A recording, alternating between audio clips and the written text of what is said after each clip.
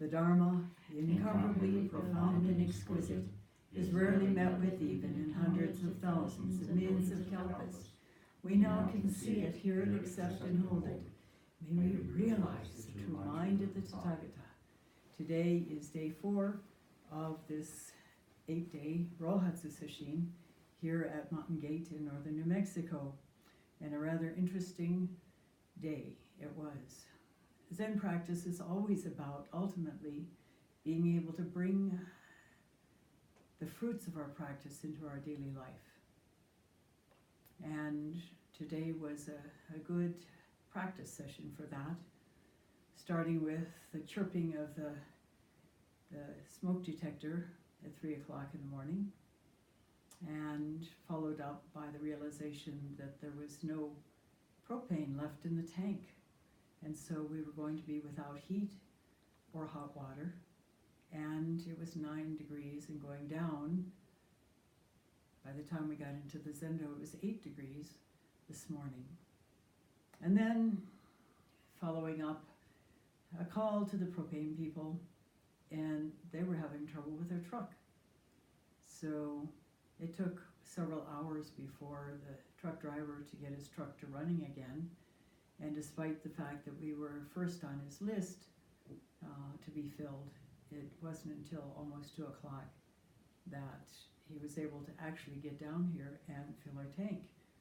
And then we had the further challenge of an exploding black ink cartridge in the new printer, followed by the attempts to get the water heater going again. And it was finally taken care of, and who knows about the printer. We have lots of decoration on the floor now, black spots, a la Jackson Pollock, and at least the boiler seems to be working, and now finally the hot water seems to be coming forth as well. So in the meantime, we've had to change the schedule because it took more time to install the new smoke detectors, since one of them was obviously failing. There needed to really be the replacement of all 4 of them in this current part of the building.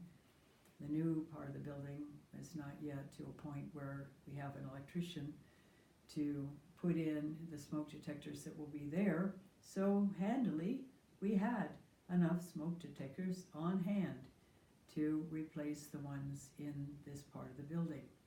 But then there were further challenges, because just replacing a smoke detector didn't take care of the problem. But eventually, thanks to Dale and Steve, it was possible to get those, to figure out what was wrong, to repair it, and to replace all those smoke detectors. And then we duly ordered 4 more to replace them. And now, here we are back in the Zendo after a different schedule today. Lunch was late because of all of that. And then instead of starting at 2:30, we were gathered around the water heater along with our local neighbors who were trying to troubleshoot it. This is life. And the more we can respond to the challenges, the difficulties, the changes in life, and certainly there are increasing numbers of them these days with so many things going on in the world. I just had a couple of days ago a return message from a friend who lives in Anchorage, Alaska, where there was a massive earthquake. They were without heat for 13 hours. Perhaps we were in responsive community to that with our own outages, but many people were frightened. Nobody was hurt, thankfully, but there was a great deal of damage done. And as it turns out, Alaska and Anchorage in particular is the location of the most earthquakes, at least in this part of the world. And then there were the fires in California so fast moving that at least 100 people died, and there were still up to 1,000 yet unaccounted for. Every day things seem to be challenging, more challenging. So how do we meet them? If we are attached to the status quo, which everybody is to a certain degree, we're going to be prone to suffering. But if through deep Zen practice, especially this extended out breath, the susok'kan practice, we gain a significant measure of centeredness, of an ability to let go of attachments, and to become more free and more flexible in our daily life. It's certainly less stressful. However, as we said last night, the Zen practice is challenging because it brings up, sometimes in great detail, exactly what we're caught with, why we're caught, why we're suffering. And we feel the suffering that is attached to that, because some part of us wants to stay with the status quo. There's almost an innate fear of something new, different, unknown, particularly the unknown. And the great explorers in the world over centuries have been willing to go into the unknown, to risk life, limb, sanity, everything. Some of them haven't made it, but many of them have.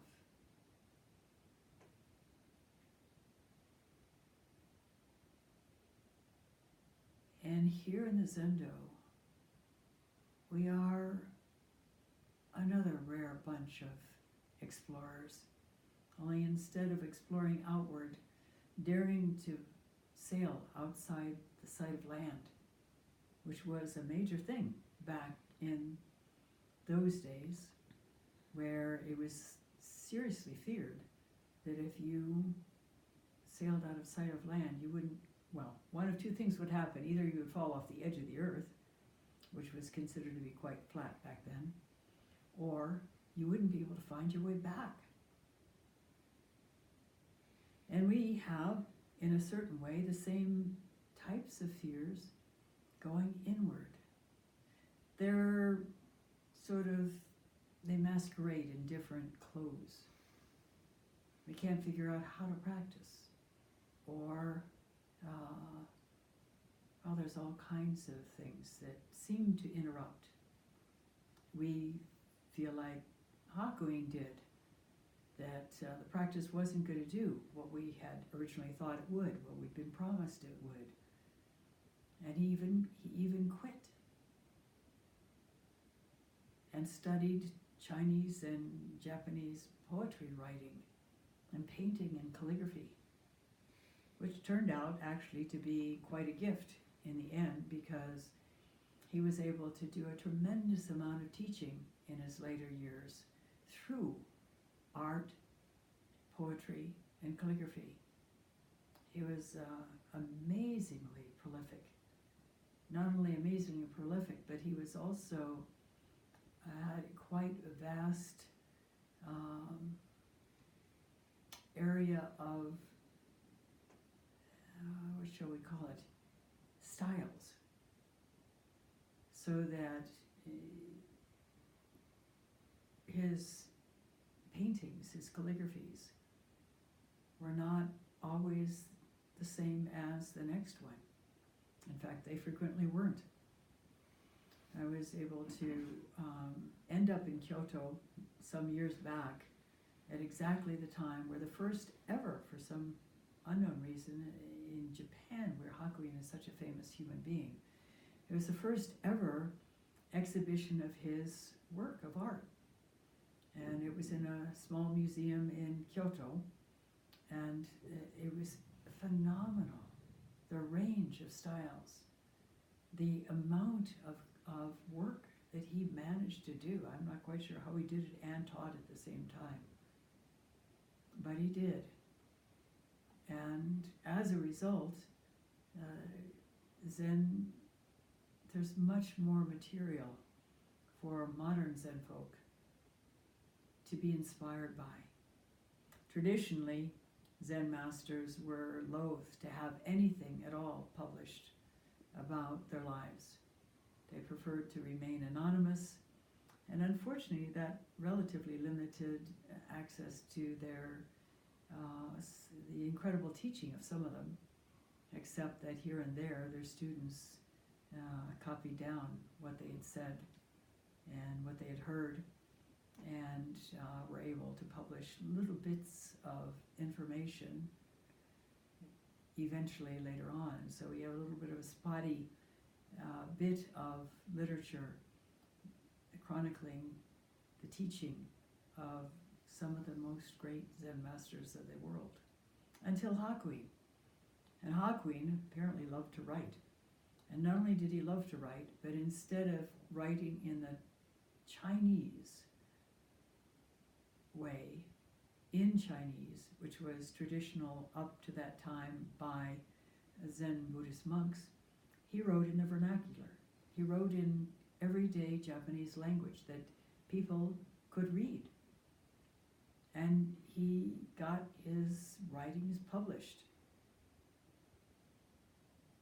And that's why we have a number of volumes of his teachings, thankfully translated by an incredible translator who really, really understood Hakuin, Norman Waddell. And this is going to be an enormous gift down the centuries, because it's in English now. In order for that to happen, because Hakuin lived several centuries ago, and language always changes. It's a live language, and it changes. And so the first thing that had to happen with anything that was going to be translated of Hakuin's own writings was it had to be translated into modern Japanese. And there is a Japanese professor who specializes in that. And then Norman would take his translation and turn it into modern English. And so we have some wonderful resources, inspiration for our own practice. And today I'd like to share with you from one of them called Wild Ivy, which is the autobiography of Hakuin, although he has written many times over in various different writings, bits and pieces of his life. This is the most complete one. His student Tore Enji did do some chronicling of his later years once Tore became a student of Hakuin, but other than that, it's all Hakuin's writings as far as I know. And you've heard that he started Zen practice because he had the impression that as a Zen Buddhist monk, he would be able to escape the hell that he was sure he would fall into otherwise. And then, when he was about 18 years old, he heard the story of Ganto, who in his early 50s, as a deeply realized Zen master, was murdered in his temple, and as he was being murdered, he put out an enormous yell.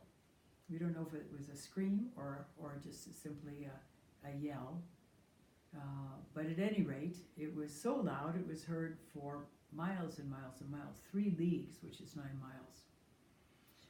And Hakuin, who had put his faith in Zen as something that would rescue him from the horrors of hell, was horrified to hear that. What chances had he as an ordinary human being to escape the fires of hell if Ganto, the great Zen master, seemingly had not? Well, many, many, many years later, after quitting practice, after going back to practice, which you heard yesterday, and having a number of Kensho experiences, at one final one, I think it was, he is said to have exclaimed, "Ganto is alive and well right here now."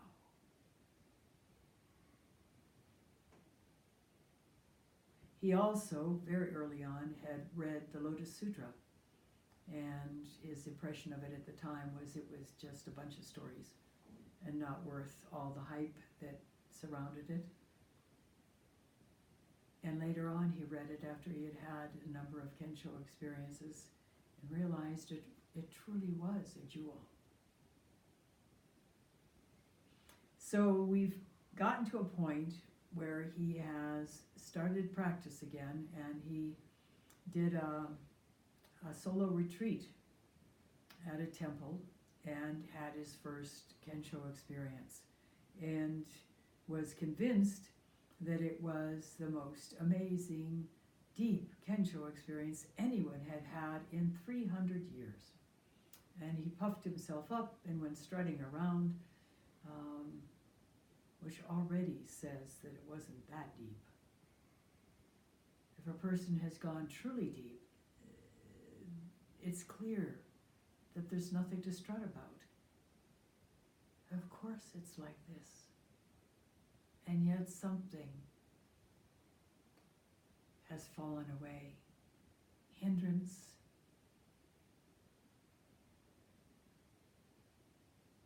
And life is different. So he, at that point in time, that during that lecture meeting where he closeted himself, he had met a rather unusual monk who seemed to be quite filled with understanding and very, very low ego. And he asked him who his teacher was, and he was told it was Dokyo Eitan, who was also known as Shoju Rojin, the old man of Shoju Hermitage. And so after the lecture meeting, he and this student of Shoju Rojin's quietly disappeared and went to Shoju's place. And we will share something out of Wild Ivy in Hakuin's own words, at least as translated into English, of his experiences with Shoju. You remember he was totally full of himself when he went there. When we arrived at the Shoju-an Hermitage, I received permission to be admitted as a student, then hung up my traveling staff to stay. Once, after I had set forth my understanding to the master during Dokusan, he said to me, "Commitment to the study of Zen must be genuine. How do you understand the koan about the dog and the Buddha nature?" That's that koan mu. "No way to lay hand or foot on it," I replied. And he abruptly reached out and caught my nose. Giving it a sharp push with his hand, he said, "Got a pretty good hand on it there."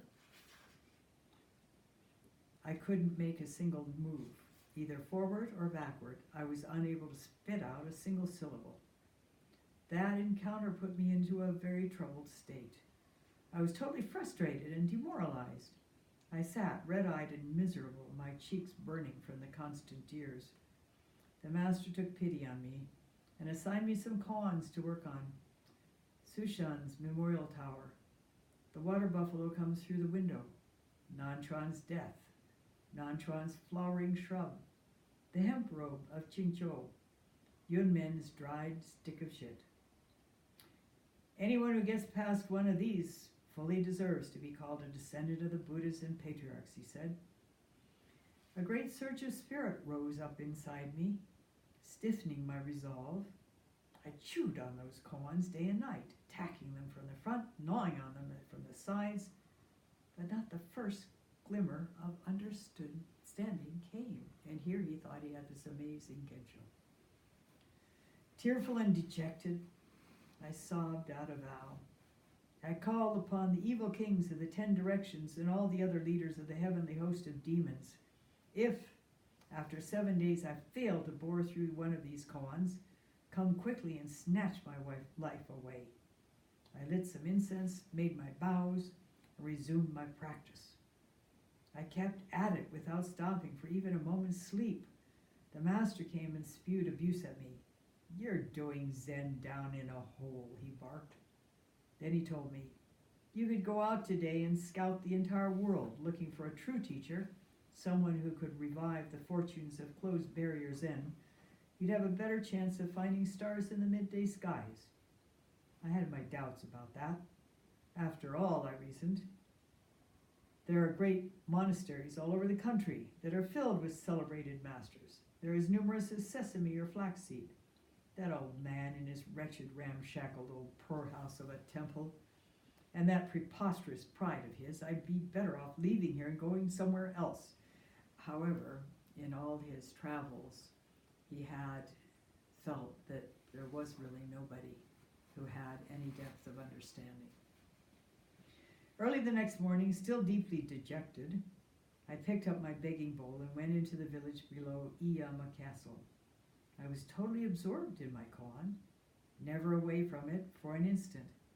I took up a position beside the gate of a house, my bowl in my hand, fixed in a kind of trance. From inside the house, a voice yelled out, "Get away from here! Go somewhere else!" I was so preoccupied I didn't even notice it. This must have angered the occupant, because suddenly she appeared, flourishing a broom upside down in her hands. She flew at me, flailing wildly, whacking away at my head as if she were bent on dashing my brains out. My sedge hat lay in tatters. I was knocked over and ended heels up on the ground, totally unconscious. I lay there like a dead man. Neighbors, alarmed by the commotion, emerged from their houses with looks of concern on their faces. "Oh, now look what the crazy old crone has done," they cried, and quickly vanished behind locked doors.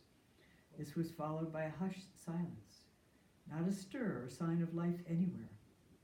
A few people who happened to be passing by approached me in wonderment. They grabbed hold of me and hoisted me upright. "What's wrong? What happened?" they exclaimed. As I came to and my eyes opened, I found that the unsolvable and impenetrable koans I'd been working on, all those venomous cat's paws, were now penetrated completely, right to the roots. They'd suddenly ceased to exist. I began clapping my hands and whooping with glee, frightening the people who had gathered around to help me. "He's lost his mind, a crazy monk," they shouted, shrinking back from me apprehensively. Then they turned heel and fled without looking back. I picked myself up from the ground, straightened my robe, and fixed the remnants of my hat back on my head. With a blissful smile on my face, I started slowly and exultantly making my way back toward Narasawa and the Shojuan. I spotted an old man beckoning to me. "Honorable priest," he said, addressing me, "that old lady really put your lights out, didn't she?" I smiled faintly but uttered not a word in response. He gave me a bowl of rice to eat and sent me on my way. I reached the gate of Shoju's hermitage with a broad grin on my face.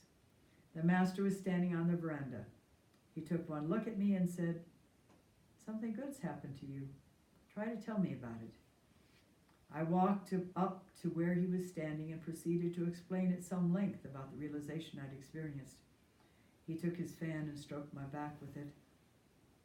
"I certainly hope you live to be my age," he said. "You must firmly resolve you will never be satisfied with trifling gains. Now you must devote your efforts to post-satori training. People who remain satisfied with a small attainment never advance beyond the stage of the Shravakas." Those are people who practice for themselves. "Anyone who remains ignorant of the practice that comes after satori will inevitably end up as one of those unfortunate arhats of the lesser vehicle. Their rewards are paltry indeed. Why, I'd rather you be reborn into the mangy suppurating body of an old fox than for you ever to become a priest of the two vehicles. By post-satori training, he means going forward after your first satori and devoting yourself to continued practice. And when that practice bears fruit, to continue on still further. And this exactly is what we stand for here. As you keep on proceeding forward, you will arrive at some final difficult barriers. What is required is simply continuous and unremitting devotion to hidden practice, scrupulous application. That is the essence within the essence.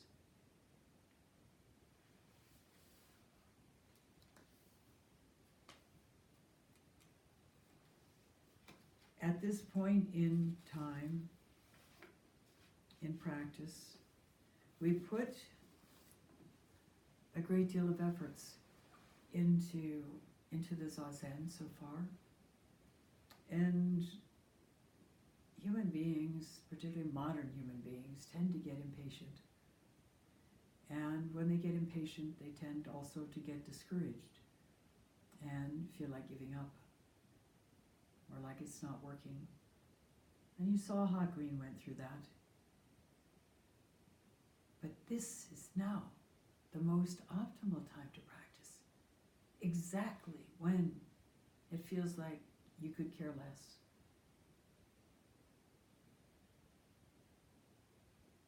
It's only a makyo. This discouragement, this feeling of, don't believe it. Plunge on anyway. It'll make a big difference. And now I'd like to share with you Hakuin's exhortation for the fourth night of Rohatsu Sesshin. The fourth night, the master said, the breathing exercise, susok'kan, is composed of 6 wondrous entrances to enlightenment. The first, called su, is counting the breaths and entering samadhi.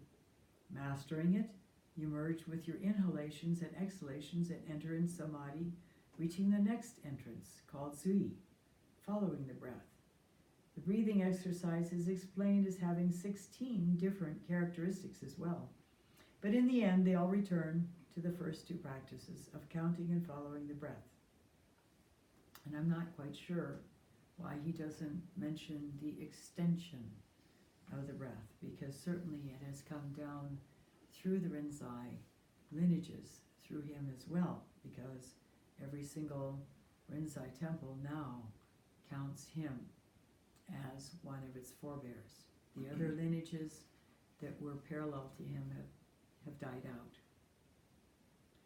Thus it was that the first Zen patriarch, the great Bodhidharma, said, stop all external connections, have no concerns within, make the mind a stone wall and enter into the great way.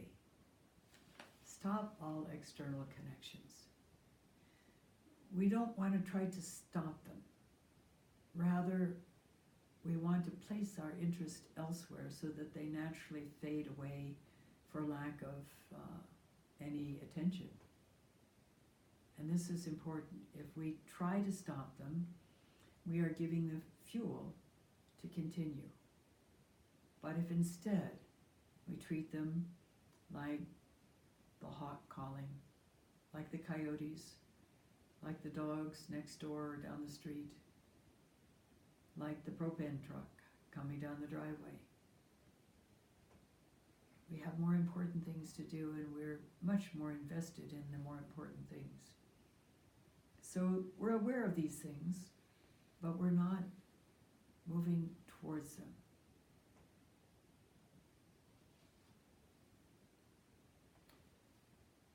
Having no concerns within means not relying on the fundamental source.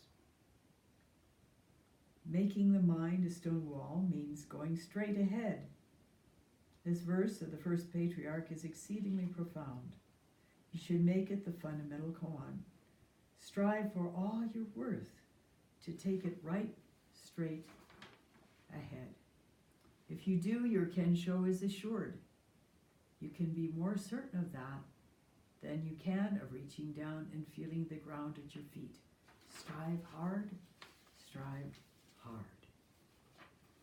And again, this susok'kan, the extended out breath, given to fully. And we're not thinking our way through it. This is a reaching into the unknown, beyond words, feeling our way in the dark, as if we are in the forest and suddenly it's growing dark and we have to get back to the road or back to our car.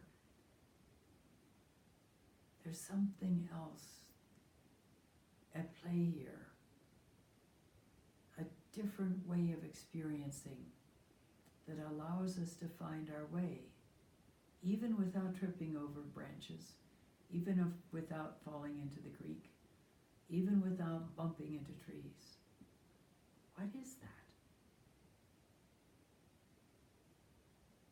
Everyone has it.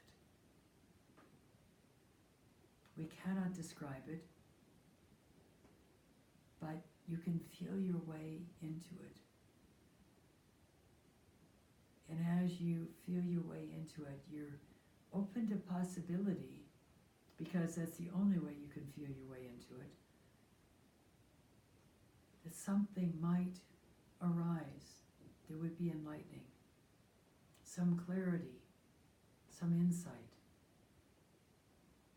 And if one comes, okay, that's nice. But what's beyond that? Reach further. We built up a great deal of commitment, really, even though it doesn't feel like it necessarily, to this practice. Our mind is more clear because of all the zazen we've been doing. Keep going. Keep going. Don't count days. Don't assume anything. Just keep going. I'll stop now and recite the 4 vows. I thank you for listening.